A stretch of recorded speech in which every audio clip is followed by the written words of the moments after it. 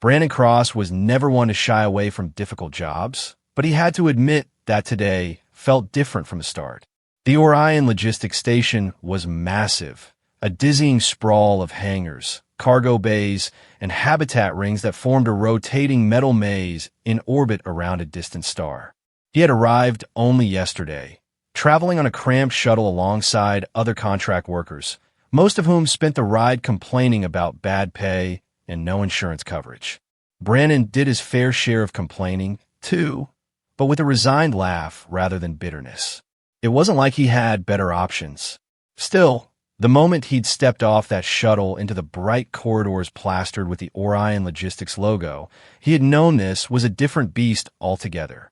Of course, he hadn't realized just how different until he'd received the assignment to repair a supposedly minor malfunction on a mysterious ship docked in Hangar Bay 9. By the time he reached the bay, he was already sweating under the harsh lighting. Orion Logistics seemed to have endless hallways and elevator shafts, all polished to a sterile shine that never quite masked the underlying grit of heavy industry. The hum of machinery droned in the background, and every so often an overhead speaker would crackle with some corporate message about productivity quotas. Brandon clutched his small toolkit as if it were a talisman. He'd been told the job was simple, just a few circuit repairs, maybe a fuel line that needed patching. Yet the official documentation was suspiciously vague. He tried not to dwell on that. Jobs paid by the hour, and he needed the credits. He finally located Hangar Bay 9, which was sealed by thick metal doors. A tall, angular security droid scanned his badge and let him enter. Inside, the lights were dim, with only a handful of overhead fixtures illuminating the vast space. The first thing he noticed was how enormous the ship was. It dominated the hangar, shaped like a predatory bird with curving lines and engines that looked powerful enough to blast through any blockade. The hull glistened in the half-light, but to his confusion, the air was tinged with the smell of scorched metal. He took a few cautious steps, peering around for any sign of the crew or the ship's owner. There was no one in sight, but the faint hiss of coolant escaping from a vent made him uneasy. The assignment said light damage, yet the scorching around the plating suggested something far more serious. He was about to kneel down and inspect the engine struts when he heard a sudden clang behind him. Whirling around, he found himself staring into the shadow of a figure even taller than he was. His heart lurched. Standing there was a woman, at least he assumed she was female, towering nearly 2 heads above him. Her skin bore a faint blue metallic sheen that caught the hangar lights, and her long hair, midnight blue in color, was braided in a thick rope down her back. She wore a set of battle-forged armor unlike anything he'd seen on humans. Elegant, regal, yet obviously designed to withstand punishing combat. The crest on the chest plate bore a stylized emblem that looked a bit like a phoenix, but with alien script. Slung over one shoulder was a strap for some kind of weapon, though at first glance it resembled a ceremonial spear. But the most striking detail was the small bundle cradled in her arms, an infant wrapped in layers of high-tech fabric. "Who are you?" she asked, her voice low and resonant, as though she commanded entire armies rather than engaged in casual conversation. She spoke Galactic Basic with a crisp accent, each syllable pronounced in a measured rhythm. Brandon almost swallowed his tongue. I'm Brandon Cross. Mechanic. Independent contractor. I'm here to fix the ship." He forced a nervous smile, pointing lamely at the towering spacecraft. For a moment, the woman's intense gaze raked over him. The baby made a soft cooing noise and squirmed in her arms. She shifted her stance as if testing whether he was a threat. "You're the one Orion Logistics sent?" "Why, yes," he stammered. He held up his toolkit. "Just me. They said it was a minor issue, something about a misfiring circuit or shorted fuel line. Is everything okay?" She turned her head toward the ship, expression grim. "Does that look minor to you?" Brandon winced. "No, ma'am. It doesn't." She exhaled through her nose, a quiet sound of frustration. "I'm Valerie Kylum," she said. "You will address me as Kylum. And this," she adjusted her hold on the infant, "is my son." The baby blinked his large, obsidian black eyes at Brandon, then gave a tiny sneeze that made Brannon jump. The baby's skin tone was similar to his mother's, a bluish metallic hue, and though he was obviously very young, there was something about the bright, alert way he stared at Brannon that made the mechanic feel a bit self-conscious. "HLO," Brannon murmured. I've never really worked around babies. Not that he hated them or anything, but it was an unexpected twist. Kylam cut her eyes back to him. "As long as you don't break anything else, you'll do fine. The real problem is that my vessel took damage in transit. I suspect sabotage." His nerves flared. Sabotage. He already disliked the sound of that. If that's the case, there might be more than just one shorted circuit. She nodded sharply, as if confirming her own suspicions. "I was informed Orion Logistics would provide immediate repairs, but it seems they only sent you." You try not to let that remark sting too badly. Well, I'm pretty decent at what I do. I'll figure out what's wrong." He realized how pitiful he sounded, but what else could he say? "Mind if I take a look now?" Kylam stepped aside, giving him space to approach the hull. "Do so, but if you discover anything suspicious, you tell me first." Brannon knelt by a scorch panel near one of the engine thrusters. Even a cursory glance revealed an ugly burn pattern that definitely wasn't normal wear or tear. Something had overheated big time, possibly a deliberate short-circuiting of the power conduits. He frowned, his stomach twisting at the thought. Why would someone sabotage this vessel? And who had that kind of access? While he worked, Kylam stood guard. The baby settled into a quiet, watchful state, occasionally making little gurgling sounds. Brannon tried to focus on the damaged section, prying open a metal plating to peer into the wiring beneath. The smell of burned insulation hit him immediately, and he grimaced. This was more than a small fix. He'd probably need replacement parts, and that might require requesting clearance from Orion Supply Department. That was never straightforward. They liked to delay, stall, or demand triple paperwork. And time was precious, especially if Kylam needed to depart soon. He was so lost in thought he nearly jumped when Kylam spoke up again. "You look disturbed. What do you see?" "Spoiled wiring, for starters. Also, there's a crack in the power flow regulator. The damage pattern suggests someone might have tampered with it." He paused, wiping sweat from his brow. "I can fix it, but it's not going to be quick. Could be a day's worth of labor if I have to wait on certain parts." "A day," she repeated, glancing at her child. The baby made a soft, whimpering noise, and she stroked his cheek gently. "We don't have that kind of time, but it appears we have no choice." Brannon nodded, trying to project confidence. "I'll do it as fast as I can." He rose to his feet. "I'll put in a request for parts. Unless you have spares on board." She shook her head. "We used the last spares on our previous route. That was before everything went wrong." He hesitated, noticing her expression harden. "Before what exactly?" She didn't answer directly. Instead, she said, "Focus on the repairs. I'll handle any potential intrusions. I don't trust that Orion Logistics is as ignorant as they claim." Brannon wasn't about to argue. If sabotage was at play, he figured it was safer not to pry too deeply. He'd do his job, get paid, and hopefully not get caught in a crossfire. But a niggling worry tugged at him. Sabotage implied bigger stakes than just an engine meltdown. The question was, who stood to gain from halting this ship? As he walked a few steps away to find a data terminal, he spotted something else. The Orion Logistics insignia on the hangar walls, a stylized star with the tagline, "We deliver faster than light, sometimes." It was plastered everywhere, reminding him that he was a tiny cog in a very large machine. If there was foul play among Orion's higher-ups, he wouldn't have much recourse. He inhaled, trying to quell the sudden surge of nerves. The moment he accessed the station's parts inventory on the terminal, he felt a presence behind him. Whirling around, he came face to face with a small group of security officers wearing Orion's uniform. Their leader was a short, stocky man with a receding hairline and eyes that flicked between Brannon and Kylam with impatient calculation. "You the mechanic?" The man snapped, ignoring Kylam entirely. Brannon cleared his throat. "Yes, sir. Just putting in a parts request. The ship's got severe damage, so..." "Severe, huh?" The man's gaze swept across the scorched metal. "That's not what we were told." The assignment read, minor repairs.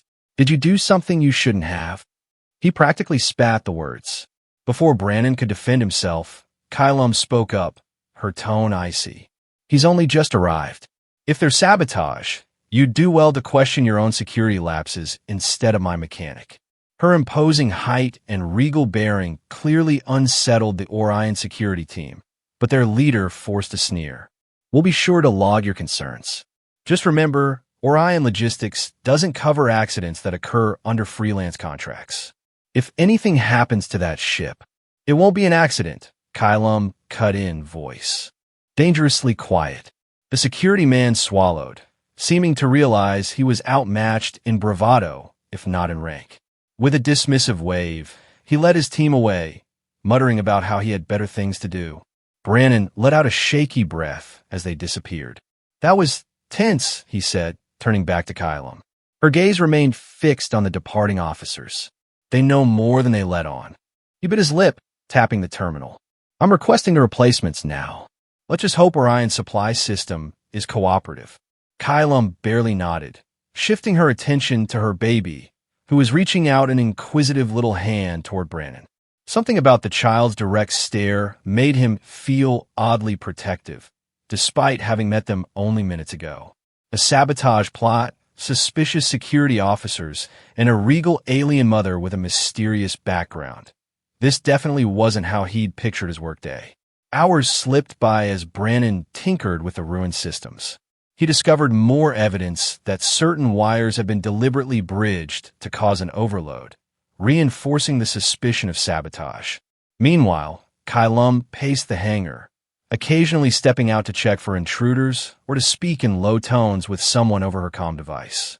The baby mostly slept or dozed in her arms, though now and then, Kylum propped the infant on her shoulder so she could free a hand to inspect the hull's exterior.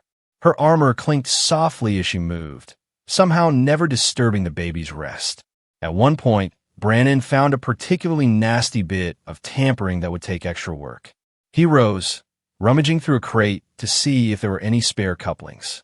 A soft beep from the terminal signaled an incoming message. The parts he needed were on hold. He frowned, opening the message. Some bureaucrat named Torith from Orion Logistics had flagged his request as non-urgent and suggested he use standard components that were already in stock. Are you kidding me? He muttered, reading the message. Standard components wouldn't handle the unique power demands of Calum's vessel, which was clearly advanced alien tech. He typed a quick reply. Urgent, needs specialized components. Then he hit send, hoping to expedite matters. He was startled when Kylum appeared at his side. The baby nestled quietly in her arms. Something wrong. Yeah, the parts request is stalled, he said. They're trying to make me use subpar replacements. This isn't standard human design. If I force human parts in there, your ship's reactor could blow a hole in the station the size of a small moon. That was only a slight exaggeration. Her brows knit. Then rectify the situation. I'm trying, he said, fighting a spike of irritation. It wasn't her fault Orion's bureaucracy was a nightmare. Still, his livelihood depended on not offending the client. I'll keep pushing for an override. Meanwhile, I'll salvage what I can from your existing systems. He knelt to rummage deeper in the tool chest, and she turned, apparently satisfied. That was when he noticed something glinting along the armor at her back, a polished insignia that looked suspiciously like the Orion Logistics star. But that made no sense. Why would an alien warrior wear Orion's symbol? He blinked, thinking he might have imagined it. The angle of the light changed, and the patch vanished from sight. A loud clang broke the silence. The hangar door slid open, revealing more Orion technicians trickling in. They wore identical overalls, each emblazoned with the company logo. They fanned out across the bay, some checking cargo containers, others peering warily at the alien ship. Brannon recognized a short, balding figure who marched straight toward them. Fendrick, the petty manager who had threatened to slash the pay of any contractor who made trouble. Great, just what he needed. Beckett, Fendrick shouted, using the wrong name or maybe a mispronunciation of Brannon. What's the status? You said 2 hours ago you'd have a progress report. I said I was working on it. Brannon shot back, trying to keep his cool. There's more damage than the initial brief indicated. We have to wait for specialized parts. Fendrick's nostrils flared. He glanced up at Kylum, who stared at him with the same kind of curiosity one might afford an annoying insect. No one told me the passenger would be here, Fendrick muttered under his breath, apparently not realizing that Kylum could hear every word. She pinned him with a look. I have every right to monitor my own ship's repairs. Fendrick blinked, flustered. Of course, ma'am. But, well, his gaze flicked nervously to the baby. We need to keep this area secure and ensure that everything follows protocol. I trust the mechanic has explained that the station isn't liable for accidents. Kylum regarded him as if he were a particularly uninteresting data file. He informed me, rest assured, I have my own measures to ensure no accidents occur. Brandon tried to mask his smirk. Watching Kylum effortlessly intimidate Fendrick was oddly satisfying. The manager cleared his throat and turned away, barking at the other Orion techs to stay out of the alien ship's immediate vicinity. But the damage to Brandon's schedule was done. Half the day had slipped away, and he still didn't have the essential parts. He worked into the evening, improvising partial fixes using the leftover alien components. By the time he called it quits for a short break, his back ached, and he felt half delirious from the smell of ozone and burnt plastic. Kylum, if she was tired at all, hit it well. She had pulled up an empty cargo crate as a makeshift seat, and the baby dozed in her arms. In the overhead gloom of the hangar, Brandon found himself oddly struck by the sight, a giant alien warrior mother, cradling her infant in full armor, surrounded by a battered spaceship. It wasn't an image he'd soon forget. He rubbed his eyes, deciding to risk conversation. You mentioned sabotage. Do you have any idea who might want you grounded? She studied him in silence for a heartbeat. That's not your concern. Maybe not, he said, gently massaging his sore hands. But it affects the nature of the damage and how best to guard against it happening again. If they sabotaged you once, they might try again. Her brow furrowed slightly. After a moment, she answered in a more measured tone. Let's just say I represent interests that certain factions within Orion Logistics find inconvenient. They prefer me to be out of the picture for a time. Long enough to do what? A wry smile tugged at her lips. You're asking too many questions, mechanic. He shrugged.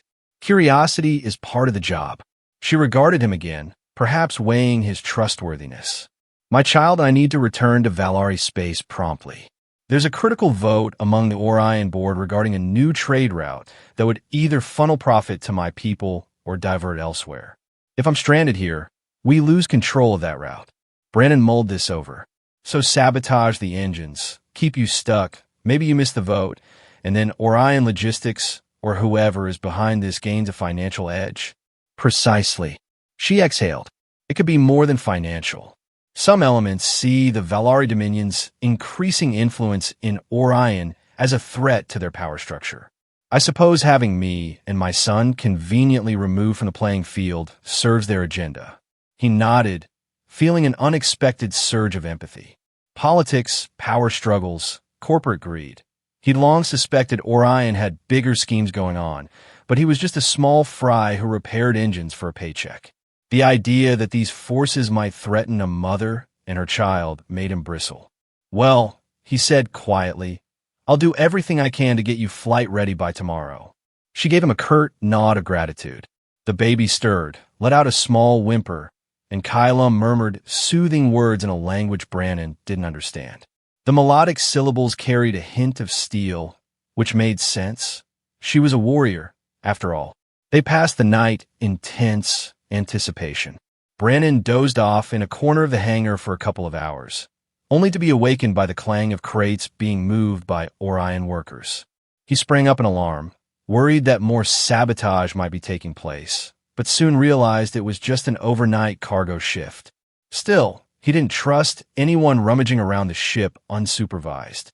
By the next morning, he had results from the supply department. The specialized parts had finally arrived, albeit with half a dozen disclaimers about non-liability. He didn't care. He just wanted to finish the job. He dove into the installation process, removing damaged conduits, splicing in new ones, and carefully welding all connections.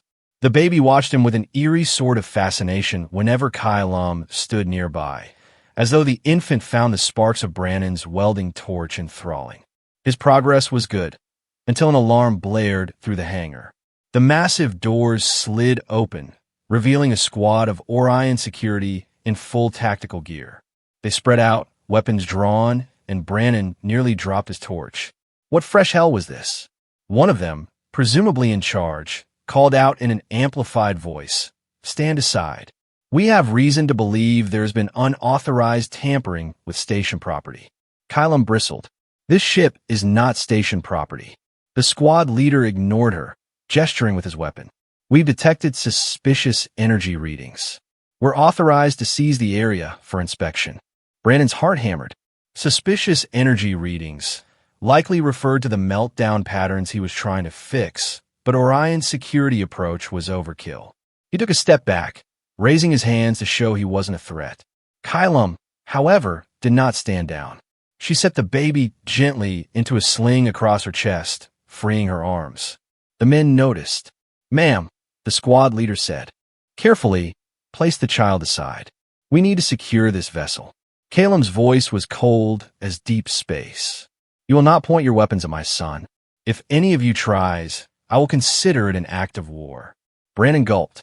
The squad might not realize how serious that threat was, but he believed her. The Valari Dominion was no joke. One wrong move, and they could have an interstellar incident on their hands. Sensing the tension, the baby let out a piercing cry. The sound seemed to crack the standoff. The Orion security men exchanged uneasy looks, unsure how to proceed. Their instructions probably hadn't covered giant alien mother with a crying infant. Finally, with a rumble of frustration, the squad leader waved them to stand down. They wouldn't risk harming the infant or provoking a lethal clash. Muttering about a miscommunication, they withdrew. When the doors slammed shut again, leaving the hangar quiet, Brandon exhaled in relief.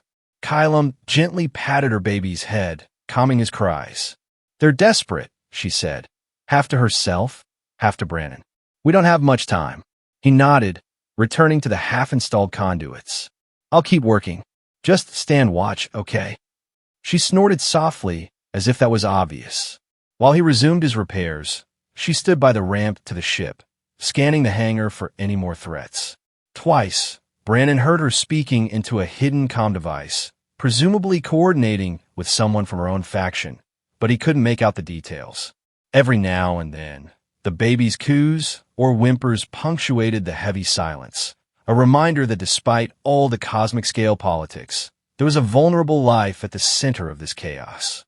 Brandon worked faster than he ever had, fueled by the adrenaline that came from not wanting to be shot or sued by Orion security.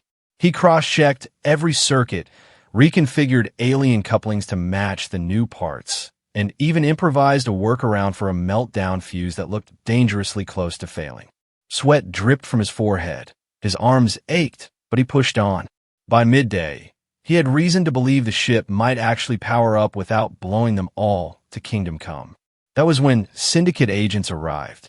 Or at least, that was Brandon's immediate impression when a lean, sharp-eyed figure appeared from behind a stack of cargo containers. The figure wore no official Orion uniform, but carried a stealth pistol with an ominous glow. Just behind him, two more silhouettes lurked, each armed. They slunk forward, eyes locked on Kylam. She pivoted, drawing up to her full height. The baby stirred but didn't cry this time. Brandon froze, tool in hand, as one of the armed figures hissed, "You're not leaving this station, Valari." Kylam's jaw tightened. "Who sent you? The Syndicate? Or just Orion's puppet?" "Doesn't matter," said the first intruder, raising the pistol. "Step away from the ship. Hand over the child." Brandon let out an involuntary gasp. Hand over the child? This was going from bad to catastrophic in seconds. If Kylam refused, and obviously she would, they might open fire. Was Orion's security complicit, or just incompetent for letting these people in? Kylam was already moving. In a flash, she drew the slender, ceremonial-looking weapon strapped to her back. It expanded with a metallic click, revealing itself to be a collapsible spear-like device, crackling with energy. The closest intruder fired a shot. She deflected it with a spin of her spear, the blast ricocheting into the floor. The baby made a startled noise, but Caleb's expression never wavered. Brandon ducked behind a crate, heart pounding. He was no warrior, but he refused to stand idle and watch them kill Caleb. He spotted a leftover piece of pipe near his foot. Gripping it, he inched around the crate, trying to find an angle. One of the intruders advanced, apparently circling to flank Caleb. She was busy exchanging blows with the first attacker. Her spear rang like a tuning fork each time it deflected a shot. Sensing an opening, Brandon lunged and swung the pipe at the flank attacker's head. His aim was clumsy, but it caught the agent off guard, sending him sprawling. The intruder cursed and tried to scramble back, but Brandon stomped on the stealth pistol, kicking it away. The man hissed, twisting to throw a punch. Brandon awkwardly blocked it with his arm, wincing as pain jolted through his elbow, but he managed to hold him off. Meanwhile, Caleb dispatched the first intruder with a fierce thrust of her spear that crackled with an arc of blue energy. The man collapsed in a daze, either unconscious or incapacitated.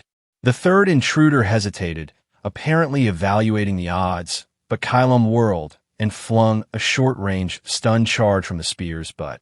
It struck him square in the chest, and he crumpled.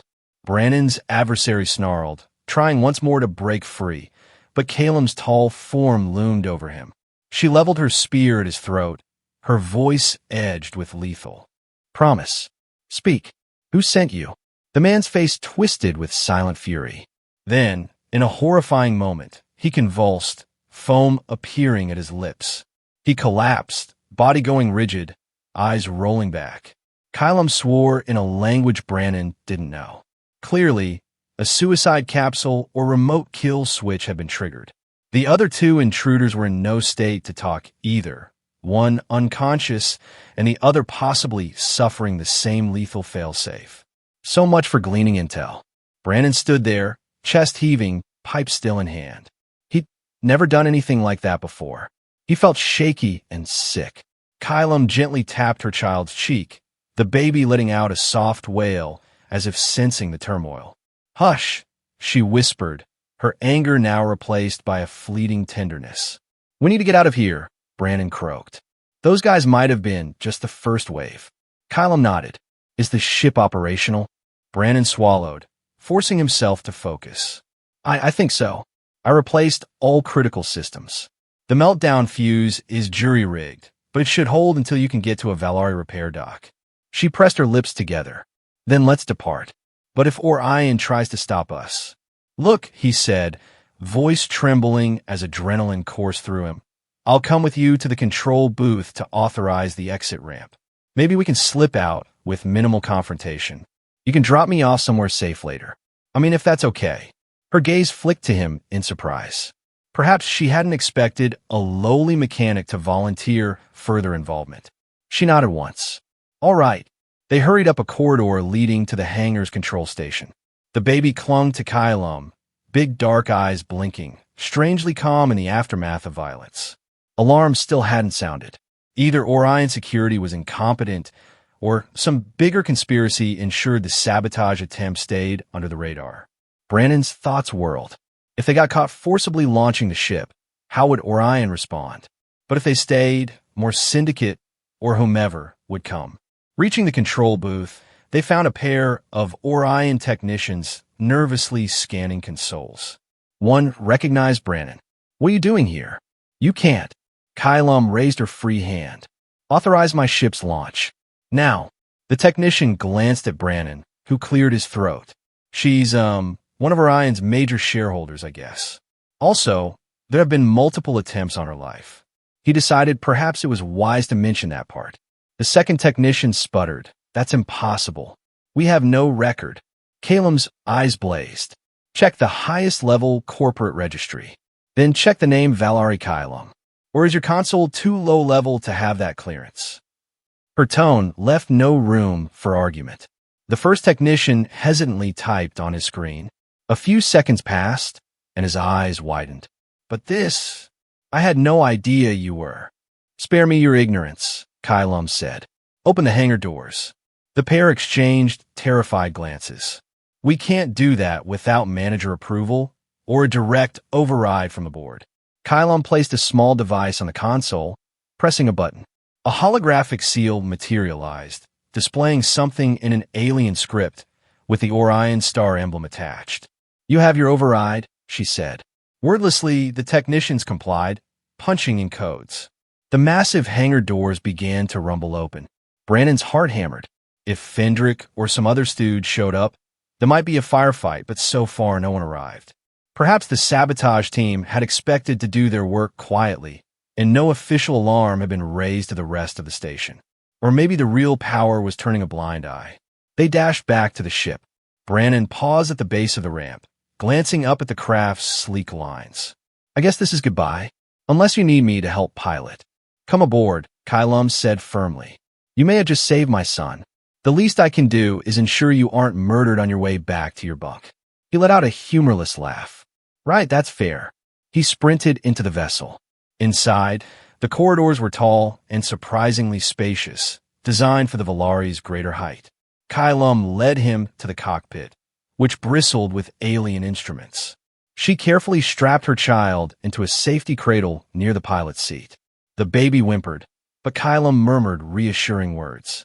Brandon slid into a secondary seat. "I'll monitor the engine readouts," he said, uncertain about alien controls. Fortunately, Kylum tapped a couple of keys and switched the interface to a half-translated form of standard that he could parse. She fired up the engines, the ship vibrating beneath them with a deep hum. Brandon stared at the readouts. Reactor flow at 92%, meltdown fuse stable, sublight thrusters warming. For a second, everything seemed normal. Then the displays flickered red. We've got a spike in the lateral thruster couplings," Brandon warned. "I see it," Kylum said, wrestling with the controls. "Someone has attempted another override. We're losing pressure in the starboard nozzle. Hang on." The cockpit lurched as she forced the ship forward, ignoring the compromised thruster. Outside the forward viewport, the hangar began to shrink away, replaced by the starfield beyond.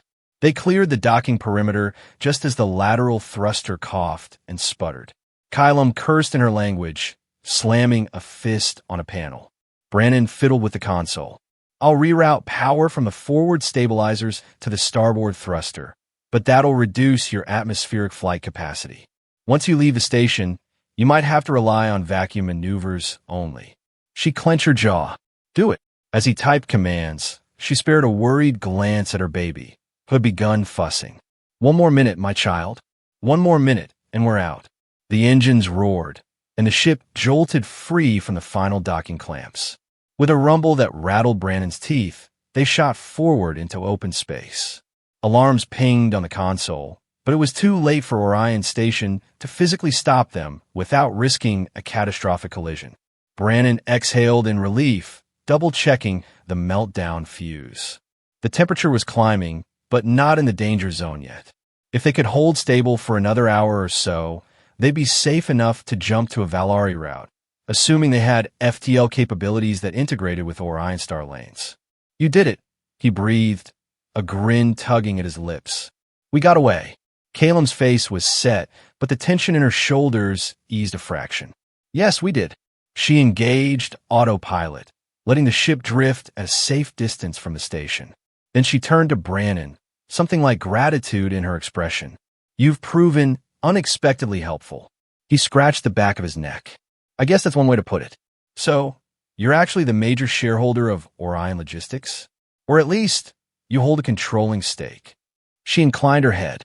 "My family line partnered with human industrialists decades ago. Over time, we amassed 51% of the shares, though the operational board still sees me as an outsider. They prefer humans in their executive seats. None of that matters right now. What matters is that you risked your life to help me and my son." Brandon blushed, uncertain why the praise flustered him. He wasn't used to being singled out. It's just the right thing to do, you know? A kid shouldn't suffer because of corporate bickering. She observed him for a moment. "We share that sentiment, it seems. Now, let me see if we can align with a jump corridor toward Valari territory." She tapped at the navigation console, bringing up star charts that looked far more advanced than anything Brandon had worked with. He sank back in his seat, letting out a long breath. The baby's wails subsided to soft hiccups, and Kylum cooed a lullaby in that melodic alien tongue. It was almost surreal. One moment, they were fighting armed saboteurs. The next, they were in relative safety among the stars. But the day's revelations still buzzed in his mind. He was stuck on a ship with an alien mother who secretly owned the biggest shipping company around, and he was presumably a target for anyone who wanted to sabotage or kill her. Not exactly the simple, if underpaid, gig he'd sign up for. They soared away from the station, the swirling darkness of space dotted with glittering stars. Brandon checked the meltdown fuse again. Stable. The thrusters, stable. He wondered if he'd done enough. The sabotage might have hidden layers, but they were too far from a station for interference now. Any further sabotage attempts would have to come from within the ship. He turned in his chair. Does your system have an AI or something that might have been compromised? Kylum shook her head. I run a minimal AI suite. We Valari prefer not to rely too heavily on them. There's always a risk of infiltration. Smart, he murmured. What about the final sabotage attempt on the thruster? You think that was a remote hack from the station? She glanced at him. It's likely. Once the station lost physical control, they tried a last-minute software override. Fortunately, you were able to adapt quickly. Her voice carried genuine respect now, and it flustered him anew. Before he could respond, the baby let out a series of urgent whimpers. Kylum unhooked the harness, lifting the child to her shoulder. Brandon tried to avert his gaze, feeling a bit awkward about witnessing motherly tasks from a near stranger. But the baby had other plans. His tiny hand flailed, catching Brandon's sleeve, and for a moment their eyes locked. He swore the child's black eyes held a kind of amused curiosity, as if to say, "You never expected this, did you?" He almost laughed. "Look, little one, I'll do my best not to blow us up. Okay." Kylum chuckled softly, a rare sound. "You're better at this than you let on." Most mechanics wouldn't have succeeded in bridging the meltdown fuse the way you did. He shrugged. "I've patched a lot of junkers in my day. Learned a few tricks. And I guess I'm just glad you two are safe. Or safer, at least." Silence settled for a stretch while Kylum fed data into the ship's navigational system. The starfield outside shifted slightly as they changed course.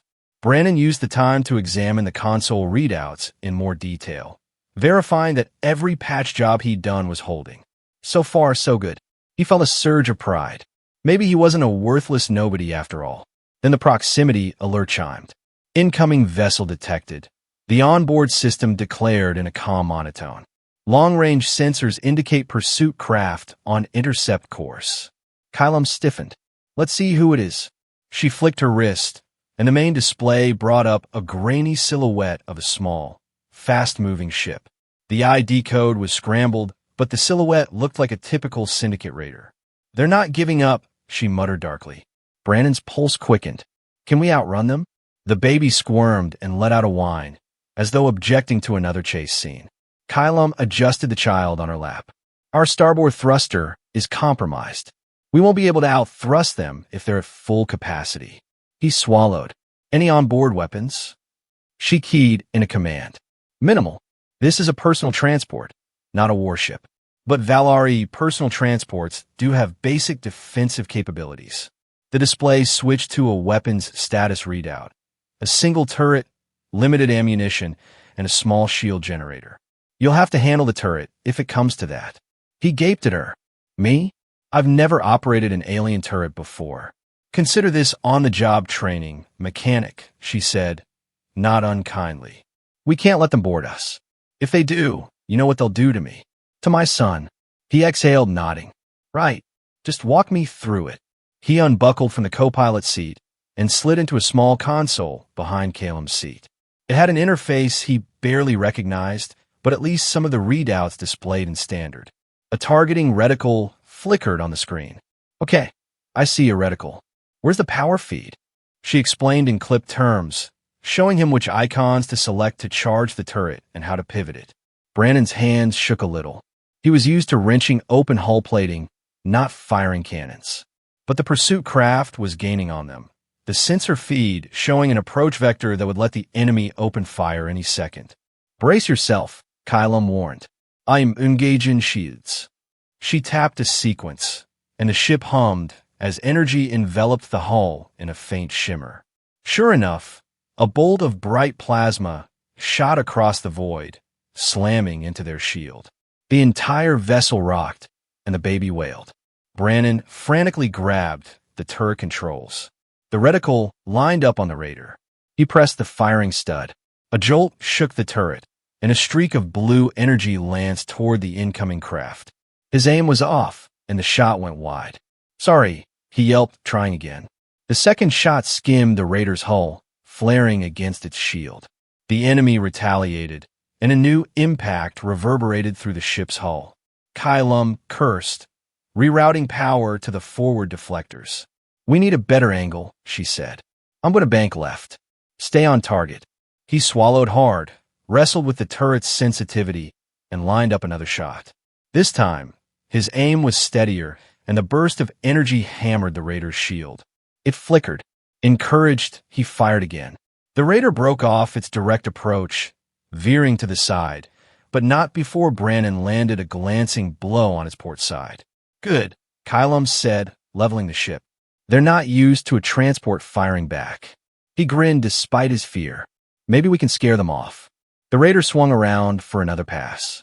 They exchanged more fire, each hit rattling Brannon's bones. The meltdown fuse soared in temperature, but not alarmingly so. At least not yet.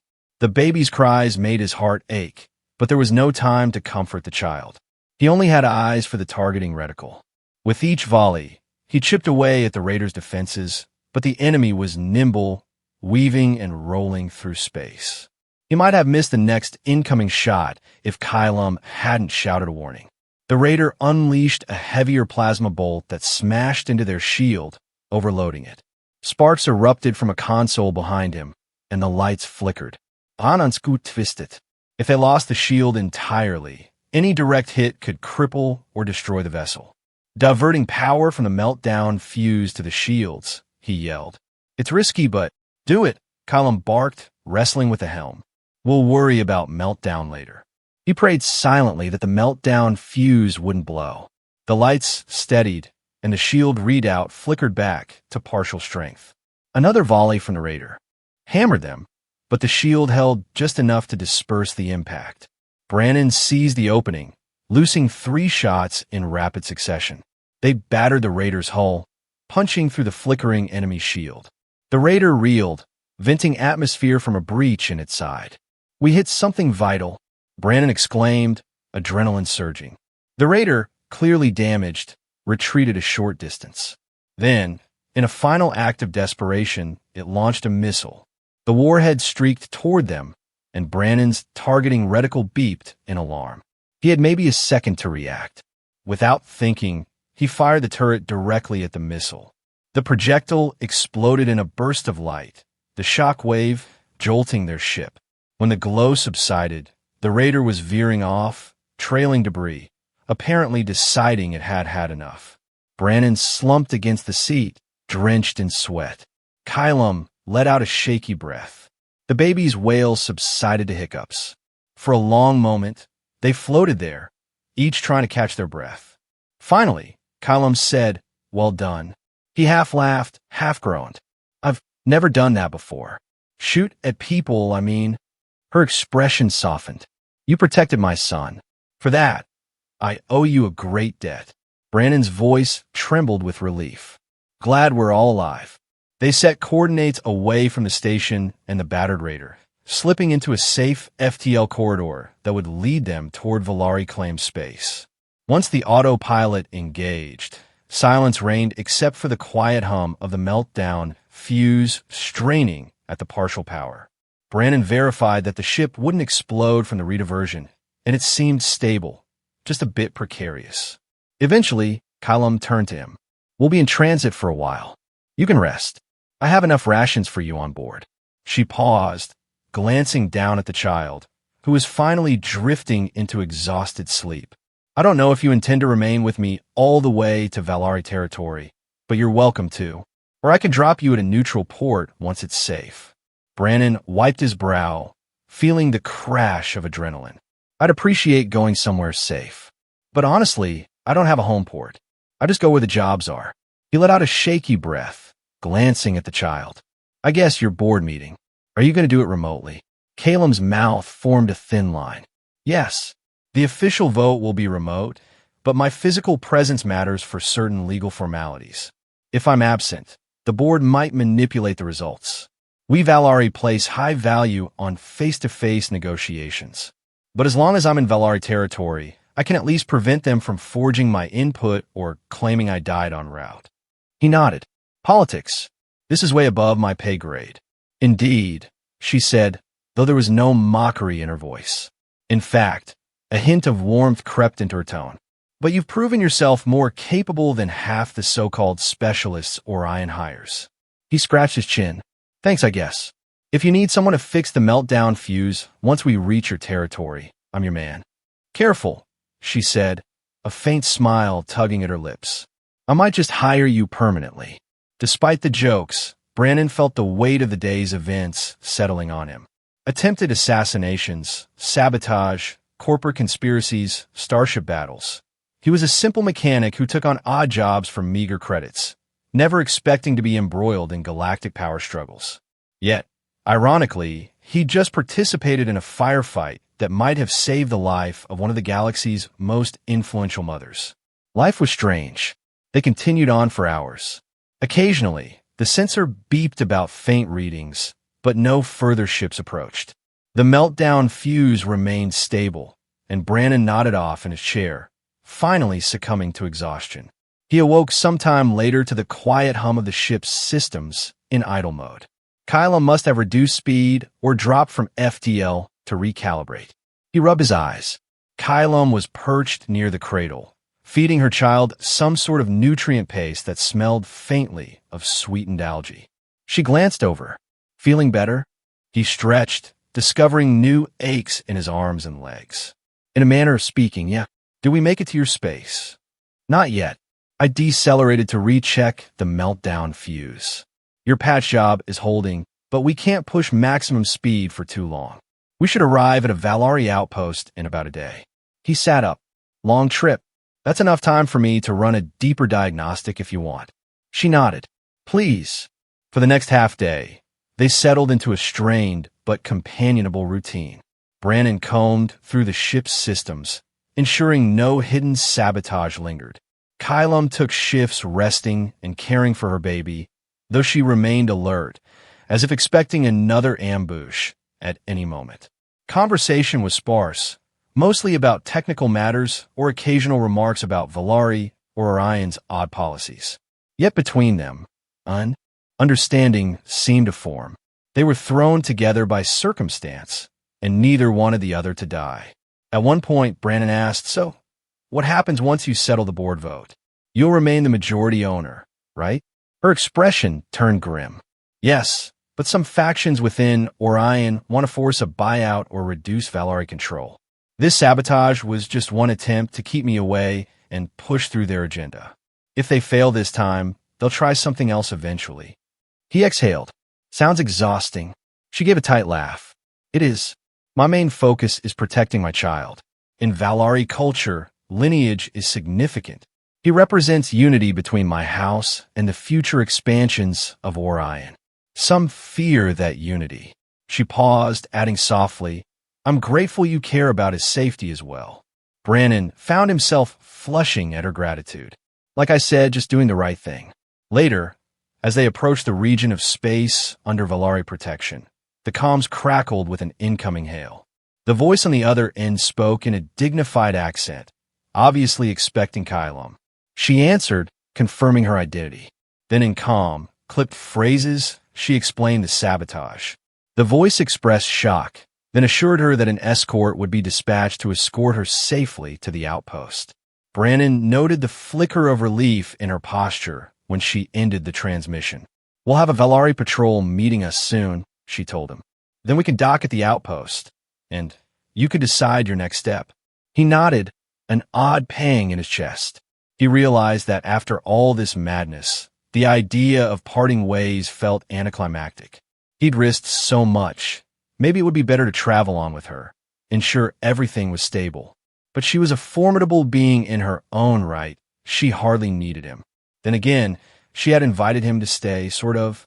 In due time, the Valari patrol arrived, matching velocity off their starboard side.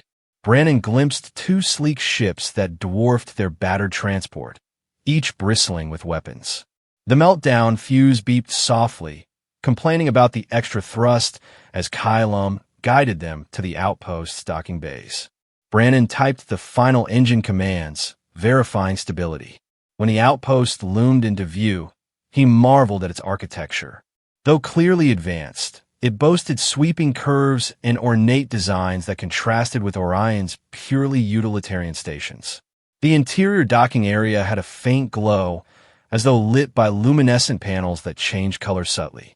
As soon as Calum's ship touched down, a team of Valari attendants rushed forward, bowing respectfully to Kylum and offering to take the baby for medical checks. She refused the latter, insisting she remain with her child, but she allowed them to run quick scans. Brannon expected a similarly warm greeting, but the attendants eyed him with polite curiosity, uncertain who he was. Kylum made an authoritative gesture. "He is under my protection," she stated, and the attendants bobbed their heads in acknowledgement. He breathed a sigh of relief, stepping onto the outpost's deck. The air smelled faintly of exotic incense, a welcome change from Orion's metallic tang. He turned to Kylum. "So what now?" She regarded him, the baby nestled securely in her arms. "Now I report the sabotage to my allies on the board. We prevent the vote from being manipulated. My son and I remain safe." She hesitated, then added, "You, Brannon Cross, have performed a great service. If you wish to leave, you can, with suitable compensation for me. If you wish to stay, I can use a skilled mechanic. Orion sabotage might not end, and I'd feel better having someone I trust maintain my vessel." He blinked, studying her face. This was the same imposing woman who had so coldly demanded he fix her ship. Now there was a softened edge around her eyes, maybe from relief that her child was safe. I appreciate the offer," he said, heart hammering. "I guess you're basically my boss if you own Orion, but I don't do well in strict corporate structures. That's why I freelance." She let out a short laugh. "Working for me wouldn't be the same as your Orion contract. You'd be directly under Valari Dominion employ, with protections you didn't have as a contractor. The salary would be more generous." Brannon almost said yes on the spot, but something in him balked. He'd grown used to drifting, forging his own path. Then again, that path had nearly gotten him killed. And this woman had just proven she was capable of smashing any threat that came her way. "Could I think it over?" Kylum inclined her head. "Of course. Rest now. We'll finalize the board matter soon, and then decide." He spent the next day on the outpost, wandering its curved corridors, sampling odd meals from a communal dining area, and marveling at the Valari craftsmanship. Everywhere he went, curious stares followed him. Humans were not entirely uncommon here, but a random mechanic traveling with. Kylum, who was apparently a high-ranking aristocrat in her own domain, raised eyebrows. He overheard hushed whispers that she was preparing to purge Orion of corruption, that an internal power struggle was looming. If so, Brandon's involvement was trivial compared to what was coming next. He returned to her ship at one point to find a group of Valari engineers analyzing the meltdown fuse. They spoke in hushed, respectful tones, marveling at how he'd rigged a stable bypass. It made him feel proud, if a bit self-conscious. Kylum arrived soon after, baby in a more content mood, and told them to let him finish the repairs. He realized she was giving him credit, boosting his standing among the Valari. Another sign of her gratitude. Finally, the day came when the official board vote was cast. Kylum hosted a secure hollow conference in a large, vaulted chamber reminiscent of an ornate temple. Brannon wasn't invited, which was fine by him, but he lingered near the corridor, curiosity piqued. Through half-open doors, he heard snatches of conversation in multiple languages, heated words about trade routes, star lanes, and corporate bylaws. Calum's voice carried an unmistakable authority. At times, he heard raised voices from remote participants, accusing her of interfering. She responded calmly, her words laced with unwavering resolve. He presumed she must have succeeded, because the next time he saw her, emerging from that chamber, she wore a triumphant expression. The baby was with a Valari attendant, presumably taking a nap. She spoke in undertones to a tall, stern-faced official, concluding some matter. Then she approached Brannon. "It's done," she said simply. He waited, uncertain if he should congratulate her. "The vote went your way?" She gave a small nod. "Yes, in large part because I wasn't absent. They tried some last-minute procedural tricks, but we countered them. The route expansions will proceed under Valari oversight, and the sabotage attempt is under investigation. Several Orion board members have conveniently resigned." He let out a breath. "I guess that's good news." She arched an eyebrow. "Good for me. Likely less good for them. They'll face repercussions. But I doubt that concerns you." He offered a half-smile. "Yeah, as long as nobody tries to shoot me again, I'm happy." "So, does that mean you're heading back to your homeworld now?" "Eventually, yes," she said. "But I have matters to address at Orion's central offices, along with restructuring so no one dares sabotage a ship again." Brannon shifted his weight. "Sounds intense." She eyed him steadily. "I hope you'll join me. Not for the board nonsense, just as part of my personal staff. You'd maintain my ships, ensure no sabotage is missed, and in return, you'd have a stable life. One free of unscrupulous managers like Fendrick." He hesitated, memories of near-death experiences swirling in his head, but also memories of the baby's trusting gaze, of Calum's fierce determination, and of how alive he'd felt when doing something that truly mattered. Would it require me to deal with bureaucratic corporate suits daily?" She smirked. "You can avoid most of them, if you wish. I'll handle the suits. You handle the machinery." He found himself smiling. "In that case, yes. I think I like that. Maybe it's time I stopped drifting aimlessly." She held out her hand, a gesture that felt both formal and personal. He clasped it, noting how her fingers dwarfed his. Her skin was warm, the metallic sheen surprisingly natural to the touch. Despite their differences, species, rank, everything, he sensed a genuine respect flowing between them.